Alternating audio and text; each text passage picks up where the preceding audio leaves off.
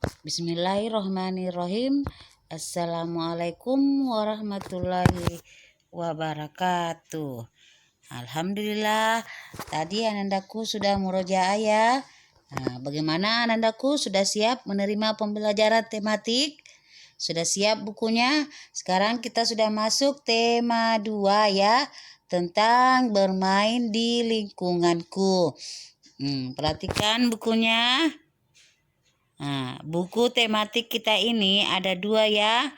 Ada 2 paket. Yang satu namanya buku pendamping. Yang ini ya bukunya nak. Tematik tema 2 ya. Ini buku pendamping. Buku pendamping ini banyak sekali ringkasan materi ya. Ringkasan penjelasan tentang materi yang akan kita bahas ya. Tematik 1 disimpan dalam artian bukan disimpan di lemari belajar atau di meja belajar begitu saja, tetap dibaca ya bukunya untuk persiapan ulangan mid semester atau UTS. Hendaku siapkan diri untuk mengikuti ujian mid ya. Insya Allah akan diadakan tanggal 14 September ya. Tidak lama lagi, 2 pekan lagi ya, tidak dirasa ya Nandaku. Nandaku bisa putar kembali video pembelajaran yang kemarin ya, yang dari awal sambil baca buku tematiknya ya. Baca soal-soal latihannya yang biasa Ibu Guru tugaskan ya. Ya. Pada pertemuan hari ini, Ibu Guru akan jelaskan tentang subtema 1, bermain di lingkungan rumah, khususnya muatan PPKN dan SBDP. Yang pertama Ibu Guru akan jelaskan adalah muatan PPKN, aturan di rumah. Dalam bermain di mana saja kita bisa bermain ya. Bermain di rumah, bisa di sekolah pada saat selesai belajar. Dalam bermain juga itu ada aturan ya. Dalam bermain itu tidak boleh bermain curang, tidak boleh, harus bersikap adil, sportif, dan saling berganti. Sebelum itu Ibu Guru akan jelaskan apa itu pengertian peraturan atau tata tertib. Ya, adalah ketentuan yang sudah disepakati dan harus dilaksanakan atau dikerjakan. Di setiap tempat pasti mempunyai peraturan. Contohnya terminal, bandara, halte, pasar, dan lain-lain. Halte itu apa ya Nana? Ya, tempat untuk menunggu bis. Ya, jadi di mana saja itu ada aturan. Aturan di sini terbagi atas 2 ya. Ada aturan secara lisan dan ada aturan secara tertulis. Yang mana contohnya secara lisan? Misalnya contoh di rumah, bangun jam 5, bangun pagi jam 5 subuh ya. Jam 5 subuh itu secara lisan. Kalau secara tulisan, biasa Nandaku lihat, buanglah sampah pada tempatnya. Ada seperti papan pengumumannya. Dilarang buang sampah di sini. Itu adalah peraturan. Seperti di rumah sakit, dilarang no smoking atau dilarang merokok. Peraturan yang ada di rumah. 1, setiap rumah atau keluarga itu mempunyai peraturan. Peraturan setiap rumah atau setiap keluarga itu pasti berbeda-beda. Walaupun ada yang sama, tapi pasti memiliki perbedaan ya. Yang membuat peraturan di rumah adalah orang tua. Ini ya, membuat peraturan di rumah adalah orang tua. Orang tua kita di rumah itu adalah ayah dan bunda.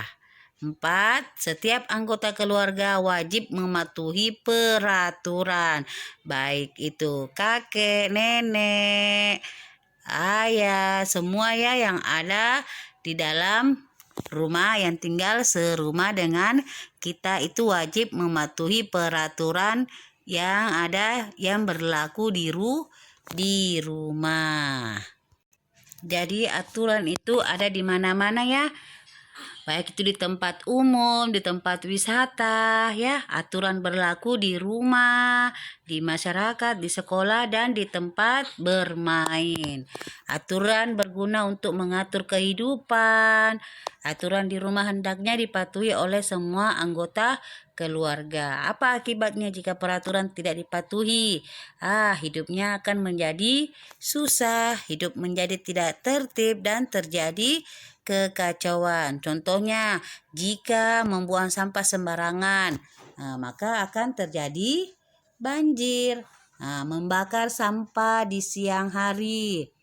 Membakar sampah di siang hari bisa terjadi kebakaran karena angin kencang. Jadi sekarang hati-hati ya andaku, jangan main api ya. Kalau api kecil itu masih sahabat kita. Kalau api sudah membesar itu sudah menjadi musuh kita. Sudah banyak kasihan di Kota Makassar terjadi kebakaran. Jadi hati-hati ya nendaku, jangan main api. Tidak dilarang bermain, tapi jangan bermain yang berbahaya. Main yang sesuai dengan umur anandaku. Misalnya main ular tangga, main bola, ya, main congklak, main lompat tali, main apalagi main bulu tangkis. Dan dalam bermain ini selama masa pandemi ini kita harus tetap menjaga protokol kesehatan, jaga jarak dan tetap memakai masker ya. Oke, Bu Guru akan jelaskan berikan contoh tentang aturan yang ada di rumah. Misalnya 1, memberi salam. Nih, misalnya 1, memberi salam ketika masuk dan keluar rumah. Agar apa? Agar orang yang ada di rumah kita itu mengetahui keberadaan kita. Walaupun kita hanya ingin mau bermain sama teman yang ada di sebelah rumah kita. Kita tetap harus meminta izin ya kepada orang tua. Atau kalau tidak ada orang tua tak di rumah, sama siapa saja. Misalnya yang di rumah hanya ada kakak ya, minta izin sama kakak. Yang kedua, menyimpan sepatu atau sendal di tempatnya agar rumah kelihatan rapi ya. Dan kalau kita hendak keluar rumah, kita lagi tidak susah mencari sendal atau sepatu kita karena sudah ada di rak sepatu. Tapi ada saja itu anakku yang tidak tahu aturan. Sepatunya kalau pulang sekolah biasanya langsung dilepas. Besok mau ke sekolah, yang kiri lari ke pojok taman di sana, yang kanannya lari ke sana. Tidak terpisah ya antara sepatu sebelah kiri dengan kanannya karena tidak mematuhi aturan. Yang ketiga, merapikan mainan setelah bermain. Ya, rapikan mainan tak ya? Ini adalah aturan dalam bermain. Merapikan mainan setelah bermain. Disimpan kembali mainannya di tempat semula ya, agar tidak terjadi cedera. Atau mainannya tidak berhamburan lagi. Oke. Contoh yang lain ini misalnya nih, anak-anak misalnya. Contoh yang lain, misalnya anak-anak menggosok gigi itu adalah aturan ya, aturan di rumah secara lisan. Menggosok gigi 3 kali sehari, pagi, sore, atau hendak tidur malam. Masih banyak lagi ya contoh aturan yang ada di rumah. Nah, misalnya ini contoh aturan di rumah, bangun pukul 5. Nah, siapa yang bangun pukul 5 untuk sholat subuh? Setelah bangun, merapikan tempat tidurnya sendiri, bukan bundanya yang disuruh lagi ya. Nah, selalu minta izin jika akan bepergian. Ya, yang tadi sudah Ibu Guru jelaskan, walaupun kita mau pergi di sebelah rumah kita, tetap minta izinnya. Nah, dalam bermain tidak boleh lupa waktu ya. Setelah makan, membersihkan meja dan mencuci piring agar meja makan terlihat bersih dan rapi. Mengerjakan PR. Ya, kalau ada PR jangan suka tunda-tunda ya. Orang yang suka menunda-nunda pekerjaan itu adalah orang yang merugi. Sore hari membantu pekerjaan orang tua. Anandaku selesai pembelajaran online pagi-pagi. Anandaku bisa bantu orang tuanya di sore hari, misalnya menyiram tanaman, menyapu halaman, mencuci mobil ayah, ya, membantu pekerjaannya agar pekerjaan orang tua menjadi ringan. Oke. Lanjut belajar pukul 19. Pukul 19 ini sama dengan pukul 7 malam. Tidur pukul 21. 21 di sini sama dengan jam 9 malam.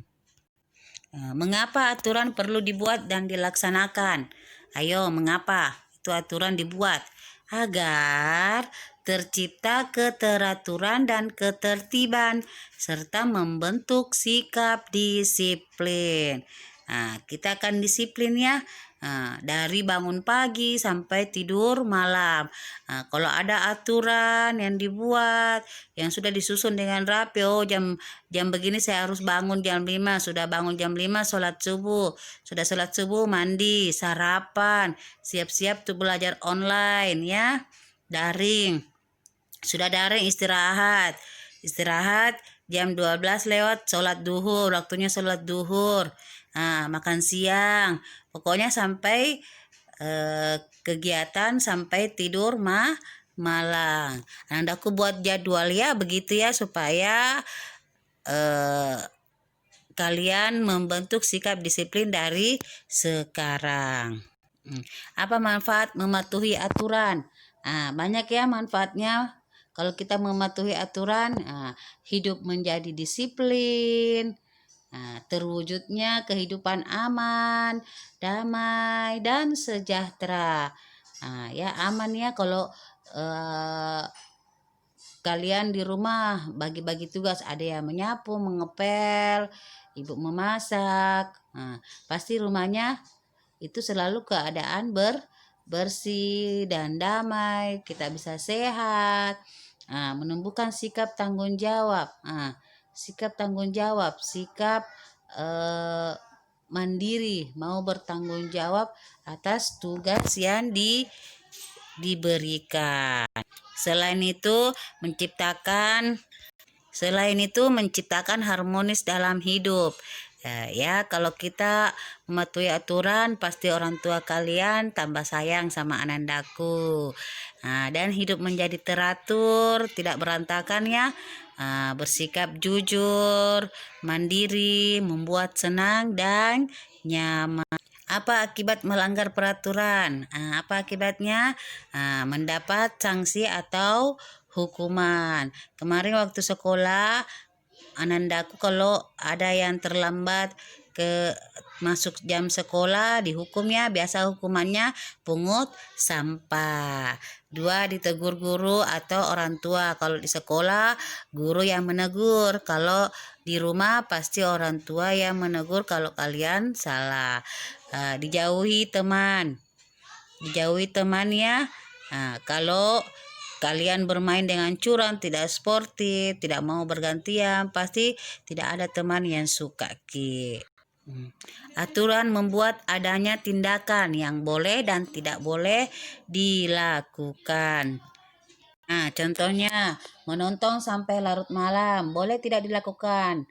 Perlu dilakukan atau tidak boleh? Ya, tidak boleh ya.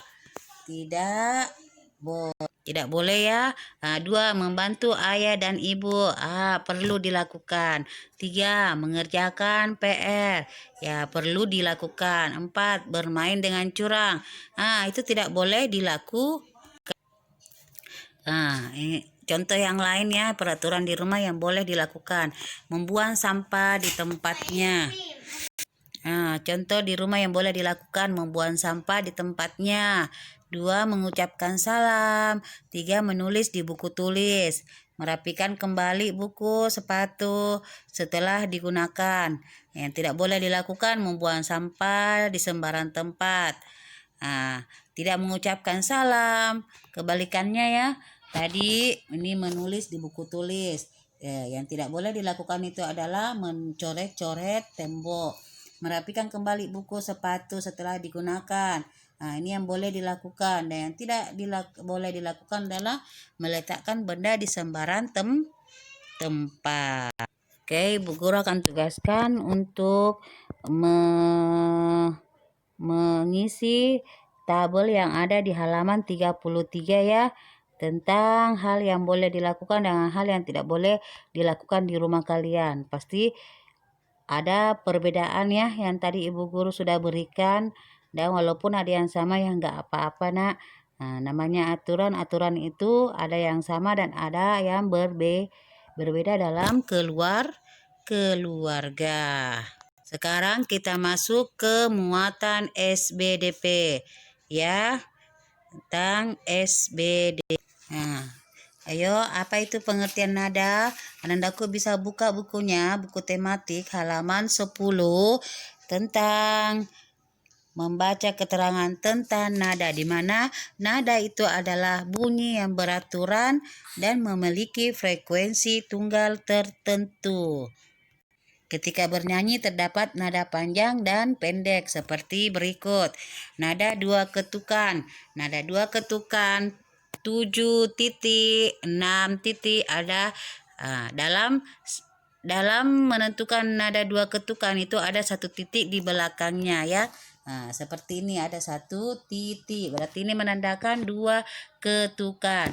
Sedangkan nada 1 ketukan itu 7, 6 tidak memiliki titik di belakangnya. Berarti itu menandakan nada 1 ketukan. Ibu Guru ulang lagi contohnya. Ini nada yang pendek yang bernilai 1 ketuk. Coba perhatikan, dia tidak memiliki titik ya, tidak memiliki titik. Sedangkan 2 ketukan dia ada titik yang mengikuti di belakangnya ya.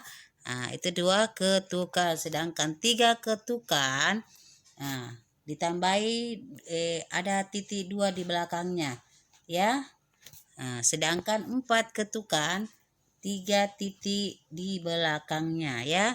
Gampang ya bedakannya. Kalau 1 ketukan tidak ada titiknya, 2 ketukan memiliki 1 titik di belakang. Kalau 3 ketukan 2 titik di belakang. Kalau 4 ketukan berarti 3 titik di belakangnya.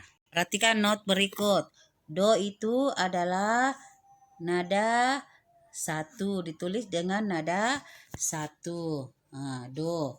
Re itu 2, mi itu 3, fa itu 4, sol itu 5, la itu 6, si adalah 7. Satuan hitungannya yaitu ketukan. Mengenal pola irama. Apa itu pola irama? Pola irama adalah panjang pendeknya bunyi. Panjang pendeknya bunyi dapat dihitung. Hitungan itu berdasarkan ketukan. Ketukan digambarkan seperti bunyi detak jarum jam. Pola irama berjalan menurut birama. Apa itu birama? Birama adalah kuat dan lemahnya bunyi dalam lagu. Kuat lemahnya bunyi dibatasi garis. Garis itu disebut dengan garis birama. Birama juga ditandai dengan tanda birama. Contoh tanda birama yaitu 4/4. Artinya Setiap birama ada 4 ketukan. Anandaku bisa lihat lagu yang ada di halaman 9, main ular-ularan. Anandaku bisa lihat lagu tentang main ular-ularan. Judul lagunya main ular-ularan. Ciptaan Ibu Sud. Ciptaan Ibu Sud. Nih dengan ketukan 4/4 ya, 4/4. Ayo kita nyanyikan anak-anakku. Ular naga panjangnya bukan kepala, menjalar-jalar selalu kian kemari. Umpan yang lesat itulah yang dicari. Ini dianya yang terbelakang. Bagaimana dalam menentukan birama atau birama ketukan 4/4? Coba Anandaku perhatikan. Ada garis birama di atasnya ya, di atas angka 5 dengan 6. Ini dibaca 1, 2, 3, 4. Jadi selalu 4 ketukan. Baris kedua lagi. Ini 1, 2, 3. Kenapa bisa 3? Coba lihat. Ini angka 3, ada titik di belakang. Kalau ada titik di belakang berarti menandakan 2 ketukan. Jadi 1, 2, 3, 4. Berarti 4 ketukan. Sudah benar ya? Oke. Jadi sudah bisa bedakan ya mana lagu yang dinyanyikan dengan tekanan yang kuat dengan mana yang dinyanyikan dengan tekanan yang rendah. Dengan melihat not angka pada lagu ya. Andaku bisa latihan lagi juga menyanyi tentang lagu Naik Delman. Naik Delman yang ada di halaman 26. Oke, Naik Delman siapa yang menggerakkan delmannya? Dengan bantuan tenaga kuda ya. Dibantu oleh Pak Kusir. Lagu Naik Delman itu diciptakan oleh Pak Kasur. Sama ya dengan ketukan 4/4 ya. Dan aku bisa nyanyikan lagunya. Kalau dia ketukan 1 berarti dia tekanan lagunya lemah ya. Oke, nandaku sampai di sini pertemuan Ibu Guru hari ini, penjelasan materinya. Lebih dan kurangnya Ibu Guru minta maaf. Guru minta maaf. Kalau ada yang bertanya ya. Oke. Sekian dan terima kasih. Wassalamualaikum warahmatullahi wabarakatuh.